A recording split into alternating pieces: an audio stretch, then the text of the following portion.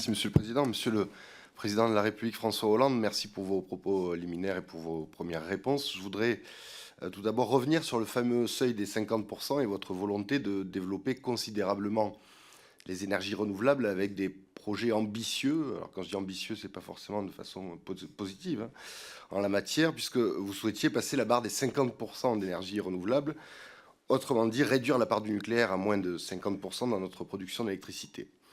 Et quand on parle d'énergie renouvelable, on parle évidemment pour l'essentiel de l'éolien et du photovoltaïque.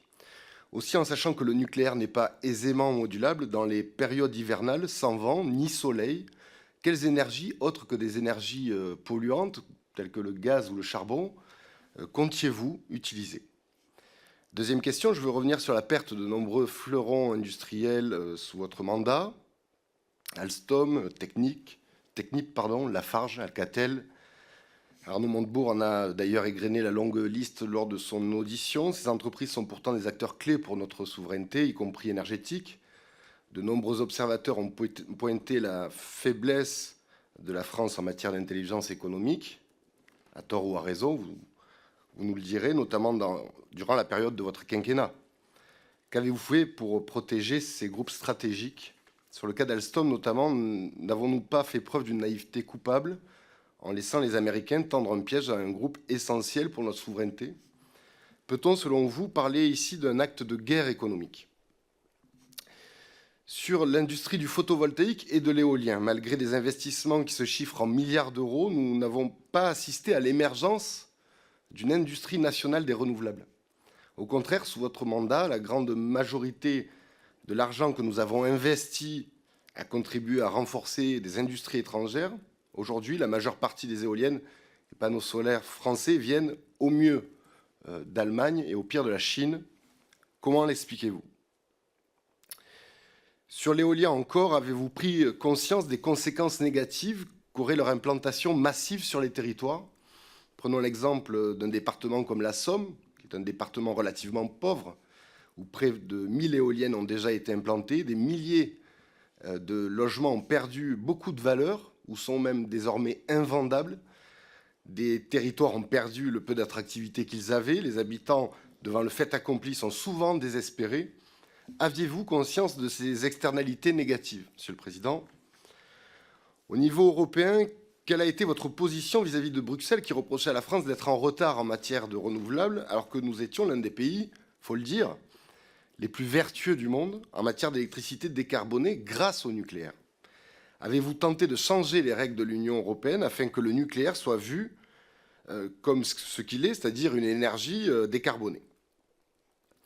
Aussi, quelle a été votre position vis-à-vis de l'Allemagne lorsque ces derniers ont décidé de fermer leur parc nucléaire? Les aviez-vous mis en garde contre la dépendance au très polluant charbon ainsi qu'au gaz russe? Aviez-vous pris la mesure de la menace que représentait la dépendance au gaz russe de nos voisins, les prix de l'électricité français étant étroitement liés au prix allemand? Enfin, la transition énergétique implique une augmentation faramineuse de nos besoins en terres rares, nécessaires pour construire les voitures électriques, panneaux solaires, éoliennes, smartphones, etc. Ces terres rares sont à 90% produites en Chine, extraites et produites en Chine.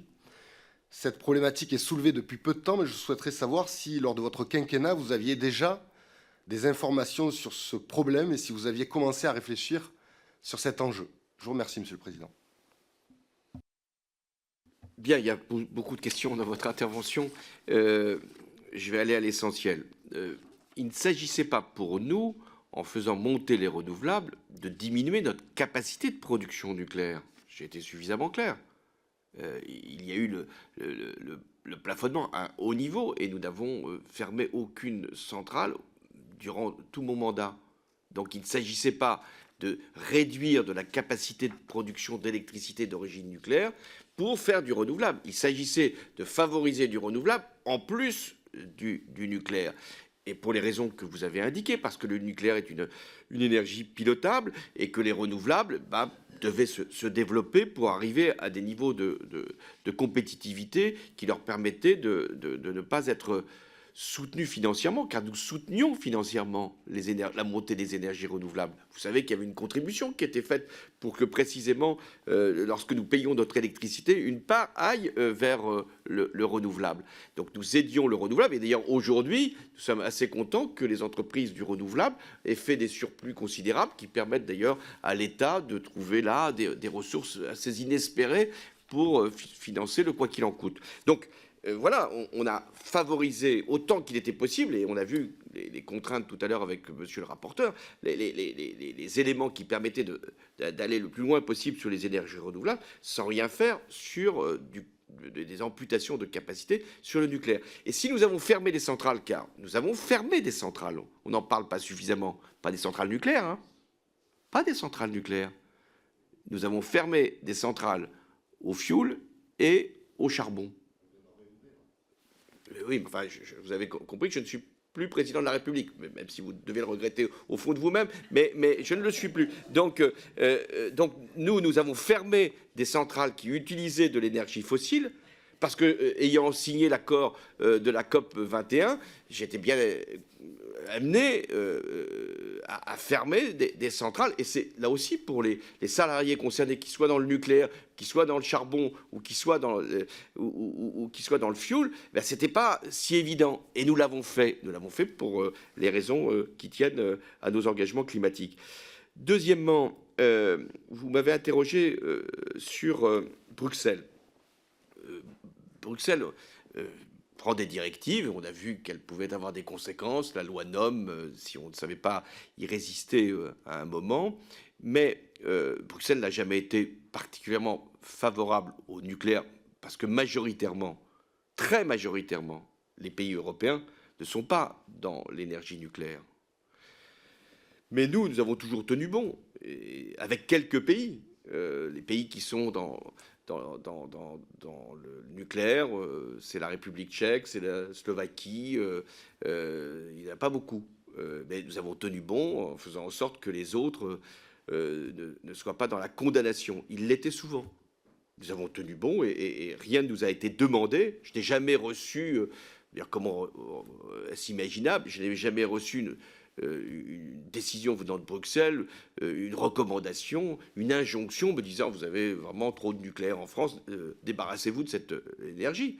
Pas plus que je n'ai dit à Madame Merkel, qui avait pris sa décision avant que je n'arrive au pouvoir, je t'intime l'ordre, au nom des rapports franco-allemands, de rallumer tes centrales nucléaires. Non, ça fait partie, dans le cadre européen, chacun poursuit la politique énergétique de son choix, à la condition qu'elle corresponde aux objectifs globaux de neutralité carbone et de réduction des énergies fossiles. Donc je n'ai rien reçu de ce point de vue-là. Et par rapport au gaz russe, vous avez raison d'insister là-dessus, moi j'ai alerté plusieurs fois mes collègues européens sur la dépendance à l'égard du gaz russe, et notamment de ce grand projet qui intéressait aussi des entreprises françaises, qui s'appelait le gazoduc Nord Stream 2, et dont on a vu que ça avait été un élément qui avait été utilisé par Vladimir Poutine, y compris après l'invasion de l'Ukraine. Et j'avais mis en garde, notamment Angela Merkel, qui, elle, pensait que c'était un facteur de facilité pour convaincre Vladimir Poutine de rester raisonnable. Non, c'était un élément de dépendance. Et de ce point de vue, et je pense que votre commission pourra l'établir, nous avons réduit notre approvisionnement en gaz venant de Russie. Ce qui fait que lorsque les Russes, ou quand nous-mêmes, par le processus des sanctions, nous avons dit nous ne voulons pas de gaz russe, ou les Russes ne nous ont pas envoyé de gaz russe, nous n'avons pas été particulièrement bouleversés, comme l'ont été les Allemands. Nous sommes, de ce point de vue-là, sur la sécurité, nous nous sommes débarrassés de cette dépendance. Ça ne veut pas dire que nous ne sommes pas dépendants d'autres pays, on les connaît. Mais sur également ce que vous avez dit, et qui est juste, sur le fait que, et ça relève de ce qu'on appelle l'indépendance, on peut se dire, le nucléaire, nous sommes totalement indépendants parce que nous produisions de l'électricité avec de l'uranium. Sauf que l'uranium ne vient pas de nulle part.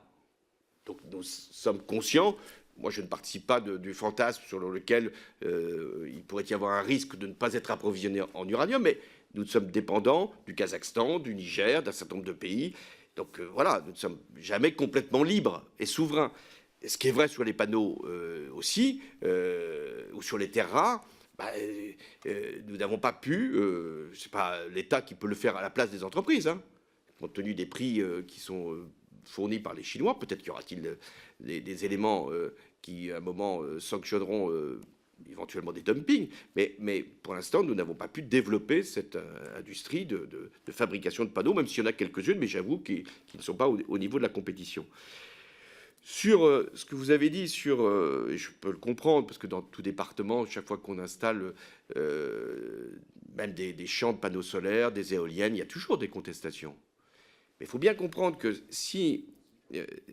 et pour les populations, c'est le sentiment que c'est toujours dans les mêmes régions que l'on va pour mettre ce type d'installation. Mais si on ne va pas vers nos objectifs de développement du renouvelable, et avec les difficultés que l'on a pour l'instant pour avoir une pleine capacité nucléaire, pour quelques années, hein, comment fera-t-on? C'est là qu'on sera peut-être amené à aller chercher des énergies qu'on ne veut pas utiliser. Donc il faut aller, dans le respect des populations, mais il faut aller vers les énergies renouvelables, parce que c'est un élément aussi de souveraineté. Et si on ne le fait pas, on peut se retrouver dans une situation que j'évoquais tout à l'heure, de besoins qui ne seraient pas satisfaits. Voilà ce que je peux vous dire sur ce que j'ai pu faire. Sur Lafarge Alcatel, c'est laisser penser que l'État, lorsqu'une entreprise est rachetée, peut intervenir aisément. Il y a un décret, heureusement, qui avait été pris sur un certain nombre d'opérations. Et puis, il y en a d'autres opérations qu'on ne peut pas empêcher, qui sont des alliances qui se font. Au départ, on prétend que les intérêts français, je pense de Lafarge notamment, vont être préservés. On s'aperçoit assez vite que tel n'est pas le cas. Et d'ailleurs, tous les propos d'Arnaud Montebourg ne sont pas toujours les miens. Mais il y a un point sur lequel il est intervenu devant votre commission qui est juste, c'est qu'un certain nombre de dirigeants d'entreprise ont fait ces choix-là. Ces dirigeants d'entreprise français qui ont fait qu'ils ont préféré aller vers une alliance plutôt qu'avec une autre et rechercher des financements, pas pour eux-mêmes, mais au moins pour leur entreprise, de cette façon. Mais pour ce qui concerne General Electric, moi, j'assume le choix que j'ai fait. Je pense que ça aurait été beaucoup plus difficile avec Alstom et Siemens. Beaucoup plus difficile et pour le nucléaire, bon, parce que Siemens avait perdu, je pense, une partie de son savoir-faire.